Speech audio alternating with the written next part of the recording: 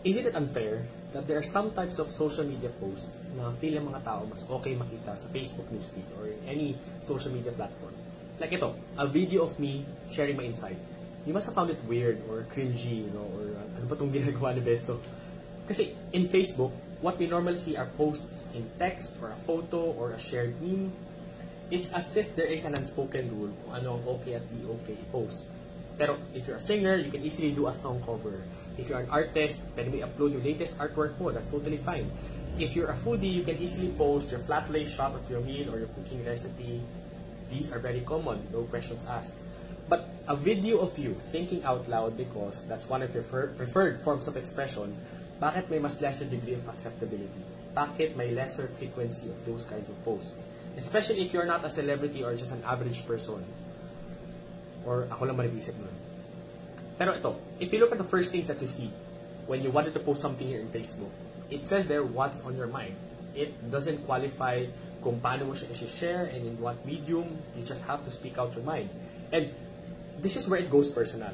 I've been involved in the communications field from student to up to my professional life. And yes, I could have easily written this down. I am a writer as well. But there's something exclusive in public speech. It can be very theatrical and be more performative.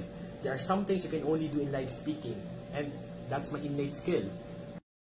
Now, this is not just about speech. It can be anything that you love doing. Anything close to your heart.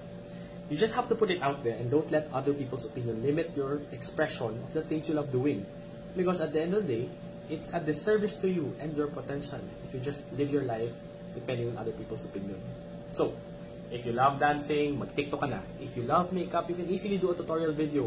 If you love sex, know that it's okay to video record yourself having Sinangag Express. Order online lang. Because, ito lang yung key point dito.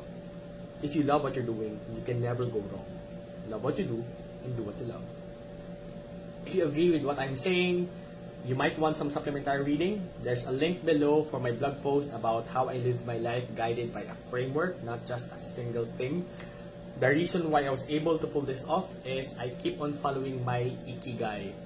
And if you're a medium, kindly give me a clap. Or if you like what you read, please do share my blog post. Thanks.